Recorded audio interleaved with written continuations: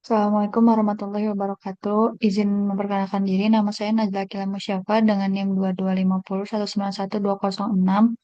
Di sini saya akan memenuhi tugas sebelum praktikum dari bab 3 yang berjudul Evaluasi Mutu Bahan Baku dan Sediaan Farmasi secara Kimia dan Mikrobiologi.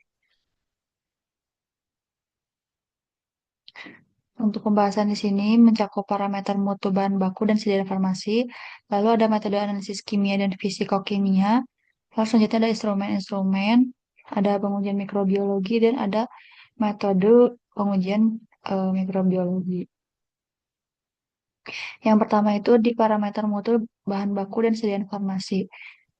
Untuk pengujian parameter mutu bahan baku dan sediaan farmasi itu ada beberapa mm, parameter. Yang pertama itu ada identitas. Identitas ini cakupannya meliputi dengan uji spesifik, yaitu ada organoleptik. Organoleptik ini mencakup bau, rasa, dan warna. Lalu ada spektroskopi, reaksi kimia, dan kromatografi. Lalu yang kedua ada kemurnian. Kemurnian ini pemeriksaan cemaran organik atau anorganik, logam berat, dan residu pelarut. Lalu yang ketiga ada kadar air. Kadar air ini mengukur kandungan air dalam bahan baku menggunakan metode loss and drying blood atau titrasi Kalvistr. Lalu selanjutnya yang keempat ada kadar zat aktif. Kadar zat aktif ini untuk mengukur jumlah zat aktif dalam bahan baku. Biasanya untuk pengukurannya itu bisa menggunakan spektrofotometri ataupun HPLC. Lalu yang kelima itu ada kelarutan. Kelarutan ini adalah menggunakan pelarut tertentu. Biasanya jika bahan tersebut mengandung eh jika bahan tersebut bersifat polar, maka pelarutnya juga menggunakan pelarut polar. Begitupun jika zat aktifnya bersifat nonpolar, pelarutnya pun harus menggunakan pelarut nonpolar. Lalu selanjutnya yang ke berapa nih? 6, uji pH. Uji pH ini khusus bahan baku dan sediaan farmasi cair. Untuk pengujian pH ini bisa menggunakan pH meter atau pH kertas. Lalu selanjutnya ada boba jenis. Boba jenis ini untuk khusus bahan baku atau sediaan farmasi cair. Lalu selanjutnya ada titik lebur atau titik didih untuk menentukan kemurnian suatu zat. Lalu ada stabilitas. Stabilitas ini untuk khusus bahan baku atau sediaan farmasi cair. Lalu ada kontaminasi mikroba. Ini tuh khusus untuk bahan baku atau sediaan farmasi non steril. Selanjutnya metode analisis kimia dan fisikokimia. Untuk metode analisis kimia dan fisikokimia ini ada beberapa pengujian metode. Yang pertama itu ada spektrofotometri visible. Metode ini itu analisis yang mengukur penyerapan cahaya oleh suatu zat dalam panjang gelombang ultraviolet dan cahaya tampak. Lalu selanjutnya ada spektrofotometri inframerah. Inframerah ini metode analisis kimia yang menggunakan interaksi radiasi inframerah dengan molekul untuk mengidentifikasi struktur dan gugus fungsional suatu senyawa berdasarkan frekuensi vibrasi yang diserap. Lalu ada spektrofotometri serapan asam, yaitu metode analisis kuantitatif dan kualitatif untuk menentukan konsentrasi logam dalam sampel dengan mengukur radiasi yang diserap oleh atom bebasnya. Selanjutnya ada kromatografi lapis tipis. Kromatografi lapis tipis ini teknik pemisahan campuran non-volatil yang bekerja berdasarkan perbedaan afinitas komponen sampel terhadap fase diam, lapisan tipis seperti silikaja dan fase gerak larut. Nah, biasanya kromatografi lapis ini dihitung dari nilai RF-nya. Sedangkan untuk spektrofotometri UV visible itu dilihat dari kurva kalibrasinya dan dilihat dari nilai eh, absorbansinya. Lalu selanjutnya ada kromatografi cair kinerja tinggi atau HPLC. HPLC ini untuk teknik analisis kimia untuk memisahkan, mengidentifikasi, dan mengukur komponen dalam campuran larutan. Eh, untuk kromatografi cair kinerja tinggi ini bersifat spesifik dan akurat. Jika biasanya untuk di skala industri itu menggunakan kromatografi cair kinerja tinggi atau HPLC untuk identifikasi suatu zat kemurnian. Untuk mengidentifikasi kemurnian suatu zat. Lalu selanjutnya ada titrasi atau volumetri. Titrasi atau volumetri ini metode analisis kimia kuantitatif yang bertujuan untuk menentukan konsentrasi suatu zat dengan cara mengukur volume molekul standar yang diperlukan untuk bereaksi sempurna dengannya. Selanjutnya ada gravimetri. Gravimetri ini metode analisis kuantitatif dalam kimia yang menentukan jumlah atau kadar suatu zat dengan cara mengukur masanya. Lalu ada identifikasi klasik. Identifikasi ini adalah metode analisis yang menggunakan reaksi kimia, bukan instrumen elektronik atau mekanis canggih, untuk mengidentifikasi senyawa atau zat berdasarkan perubahan sifat seperti warna, endapan, atau bau. Selanjutnya ada reaksi identifikasi kimia. Untuk metode analisis kimia yang digunakan ini untuk menganalisis suatu zat berdasarkan perubahan yang diamati, seperti pembentukan endapan, perubahan warna, bau, atau pelepasan gas. Lalu ada polarimetri. Nah, polarimetri ini teknik pengukuran untuk mengukur aktivitas optik suatu zat dengan menganalisis rotasi bidang cahaya terpolarisasi yang melewatinya. Lalu ada titrasi Fischer, itu adalah titrasi klasik yang menggunakan titrasi kolometri atau volumetri untuk menentukan kadar air dalam sampel. Lalu juga bisa diidentifikasi, bisa menggunakan metode analisis pH meter, kondukmetri, dan refraktometri. Analisis yang digunakan untuk mengukur sifat-sifat larutan itu seperti pH meter. pH meter itu mengukur tingkat keasaman atau kebasahan suatu larutan. Lalu ada kondukmetri itu untuk mengukur kemampuan larutan menghantarkan arus listrik.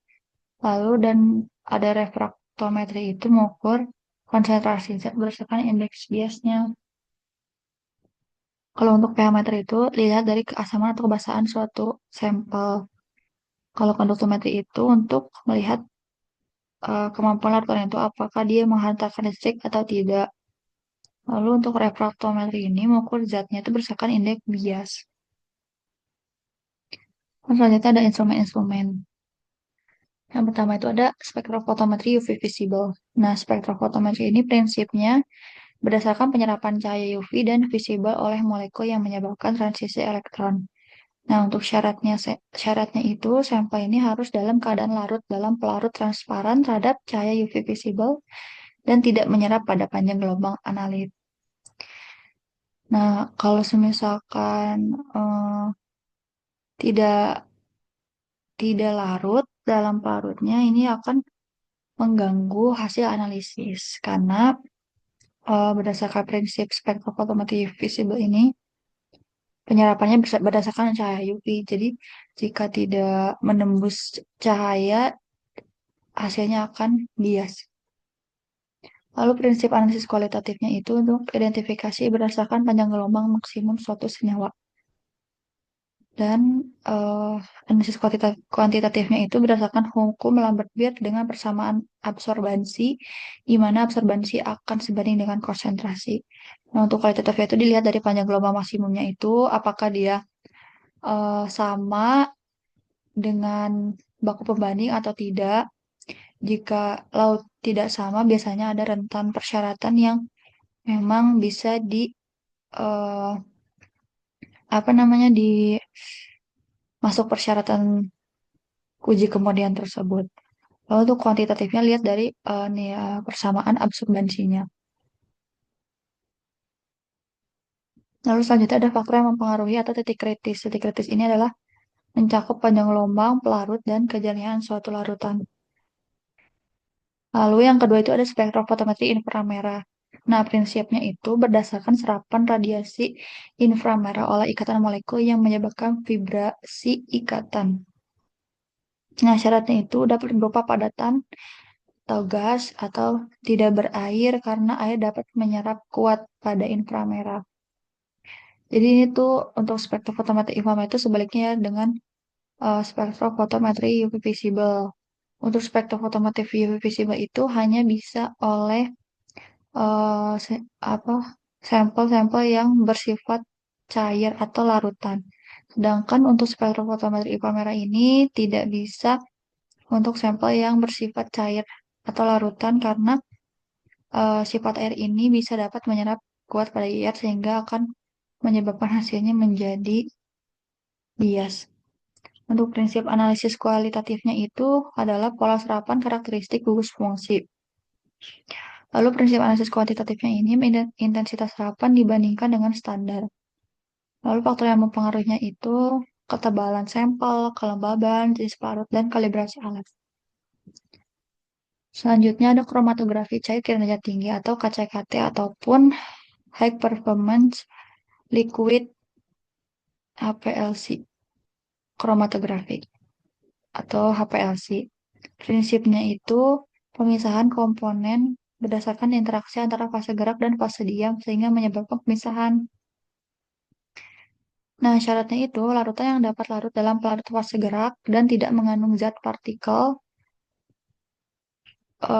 dan tidak mengandung apa zat atau partikel yang padat. Nah, untuk kromatografi cair kinerja tinggi ini juga sifatnya sama dengan spektrofotometri UV visible. Dia sampelnya itu harus berbentuk larutan atau cair. Lalu prinsip analisis kualitatifnya itu waktu retensi khas tiap senyawa. Prinsip secara kuantitatifnya, terus puncak kromatogram atau nilai AUC atau area under kurva. Terus faktor yang mempengaruhinya ada komposisi fase gerak, laju alir, jenis kolom, suhu, dan volume injeksi. Kalau untuk metode KCKT ini dilihat dari waktu retensi dan nilai AUC, area under curve. Lalu selanjutnya ada kromatografi lapis tipis. Prinsipnya itu pemisahan komponen berdasarkan perbedaan afinitas terhadap fase diam dan fase gerak.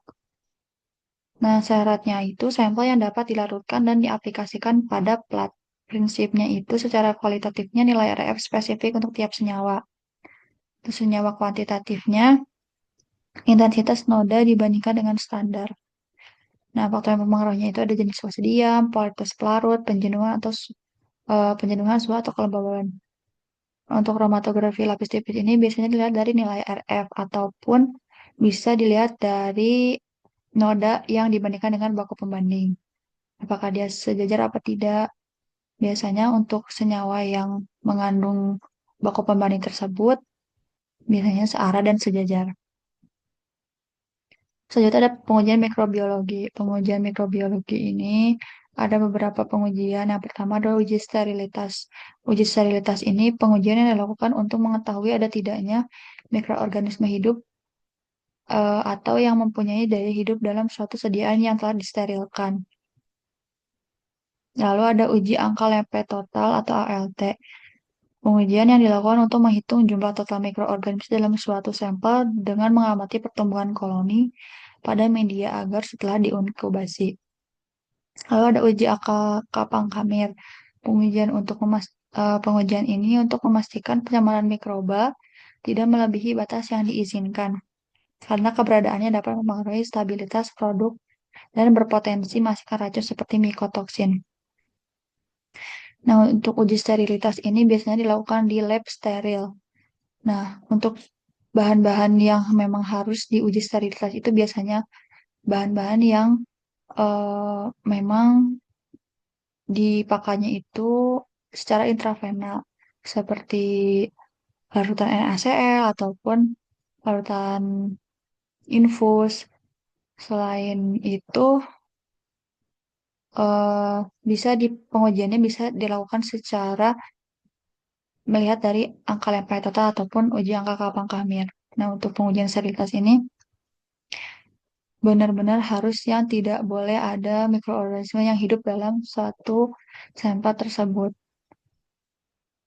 Lalu untuk angka lempai total itu biasanya pengujian pada sampel-sampel biasanya makanan bisa atau kosmetik dan biasanya ada di syarat-syarat tertentu mikroba itu uh, harus ada berapa di dalam sampel tersebut. Biasanya ada tentang persyaratannya yang harus yang boleh ada di dalam sampel tersebut. Lalu uji angka kapang kami juga sama ada persyaratan tertentu yang tidak boleh melebihi batas yang diizinkan. Lalu selanjutnya ada uji angka paling mungkin atau APM. Pengujian ini digunakan untuk menghitung perkiraan jumlah bakteri dalam suatu bahan atau makanan. Lalu ada uji endotoksin bakteri. Pengujian yang dilakukan untuk mendeteksi dan mengukur endotoksin, yaitu komponen dinding sel bakteri gram negatif yang dapat menyebabkan demam atau pirogenik. Lalu ada uji mikroba patogen spesifik. Pengujian ini dilakukan untuk mendeteksi pirogen suatu zat atau bahan untuk patogen spesifik seperti E. coli, Salmonella, P. aeruginosa atau S. aureus ataupun Candida albicans. Nah, biasanya untuk eh, angka paling mungkin itu biasanya untuk menghitung jumlah bakteri yang ada di makanan. Misalnya ada persyaratan khusus untuk beberapa makanan, beberapa kandungan makanan. Itu menggunakan pengujian mikrobiologi secara APM. Lalu untuk uji toksin bakteri itu biasanya untuk khusus untuk bakteri-bakteri yang mengandung bakteri gram negatif seperti contohnya E. coli atau bakteri-bakteri yang dapat menyebabkan demam atau pirogenik. Selanjutnya ada mikroba patogen spesifik ini untuk mikroba-mikroba khusus seperti E. coli itu pada apa mikroba patogen yang menyebabkan diare, salmonella yang menyebabkan penyakit tifus atau S. aureus, bakteri-bakteri yang ada di kulit, tentang Candida albicans itu jamur, biasanya menggunakan mikroba patogen spesifik tertentu. Lalu selanjutnya ada metode uji mikrobiologi. Nah, uji metode, pengujian uji mikrobiologi ini ada uji sterilitas. Uji sterilitas itu prinsipnya tidak adanya pertumbuhan mikroorganisme pada media setelah inkubasi. Nah, terus tujuannya itu untuk memastikan produk steril dan bebas dari mikroorganisme. Media yang digunakannya itu thioglycolate medium anaerob dan soybean casein digas medium aerob SDA atau SDA ini. Lalu masa inkubasinya 14 hari di suhu 30 sampai 35 derajat secara aerob dan 20 sampai 25 derajat secara anaerob. Lalu interpretasinya tidak ada pertumbuhan atau sama dengan steril. Nah, prinsipnya itu tidak ada pertumbuhan maka dapat disimpulkan steril. Faktor yang mempengaruhinya itu kontaminasi selama inokulasi atau kondisi setelah inkubasi. Nah, biasanya untuk uji sterilitas ini memang prinsipnya itu benar-benar harus tidak ada pertumbuhan mikroorganisme pada media yang diuji sterilitasnya. Biasanya untuk pengujian uji sterilitas ini kayak seperti kapas kapas medis atau infus NaCl biasanya diuji sterilitas. Nah, seharusnya pada pengujian sterilitas ini sudah tidak ada mikroba atau patogen yang ada dalam sampel tersebut. Jika ada, berarti biasanya ada kesalahan di perlakuan saat kita melakukan inokulasi atau saat menaruh di tempat inkubasi. Biasanya karena kesalahan praktikan. Lalu selanjutnya ada uji angka lempeng total.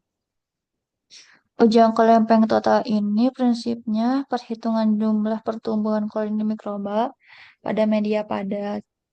Nah, tujuannya itu jumlah total mikroba aerob dalam sampel, media yang digunakannya PCA, masa inkubasinya 40 sampai 72 jam pada suhu 30 sampai 35.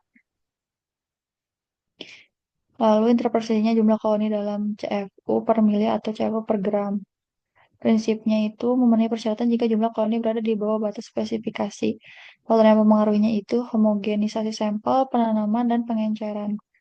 Untuk angka lempeng tentang ini, biasanya pengujian pertumbuhan mikroba pada media-media padat.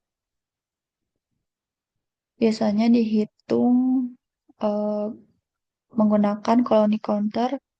Ada, ada berapa mikroba yang tumbuh dalam sampel media padat tersebut. Lalu selanjutnya ada uji angka paling mungkin. Nah, prinsipnya itu hampir sama ya, kemungkinan statistik jumlah mikroorganisme dalam sampel. Tapi ini pada sampel cair, kalau yang lempeng total itu pada media padat, ini pada sampel cair, tujuan itu jumlah kemungkinan mikroba sampel secara statistik. Media yang digunakannya itu Laurel Triptos broth atau Brilliant Green Bile broth atau SC broth. Masa inkubasi 24 sampai 48 jam atau sekitar 2 hari. Sesuai jenis mikrobanya, interpretasinya berdasarkan tabel MPN Most Probable Number. Prinsipnya pengambilan kesimpulannya jumlah MPN dibandingkan dengan batas spesifikasi. Faktor yang mempengaruhinya, akurasi pengenceran, volume inokulum, dan kondisi media. Lalu uji endotoksin. Nah, prinsipnya itu untuk uji endotoksin ini eh, reaksi gel atau kekeruhan antara endotoksin dan enzim lisate dari limulus atau LETS. Nah, untuk tujuan ini adanya endotoksin dari bakteri gram negatif sediaan parenteral. Media yang digunakannya ini Limulus amebosid lisat atau LAL reagen. Masa inkubasinya selama 60 menit atau 1 jam pada suhu 37 derajat Celcius. Interpretasinya itu reaksi positif menandakan adanya endotoksin. Lalu prinsip pengambilan kesimpulannya memenuhi syarat jika di bawah batas endotoksin. Nah, faktor yang mempengaruhinya itu ada pH, interferensi zat uji, suhu inkubasi, dan validasi reagen. Untuk pengujian angka paling mungkin ini biasanya dihitung di koloni counter. Metodenya sama seperti angka lempeng total. Apakah dia memenuhi syarat atau tidak? Ya, untuk uji endotoksin ini, hmm, untuk endotoksin dari gram bakteri negatif, sediaan parenteral. Prinsipnya itu menggunakan enzim reaksi Gill atau kekeruhan antara endotoksin dan enzim lisat dari limus jelanya. Sudah mungkin,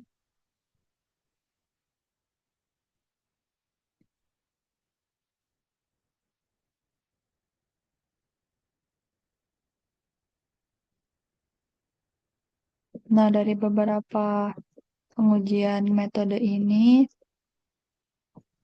biasanya pengujian evaluasi bahan baku yang ada di farmasi, baik itu tablet, larutan, kosmetik, atau sediaan-sediaan farmasi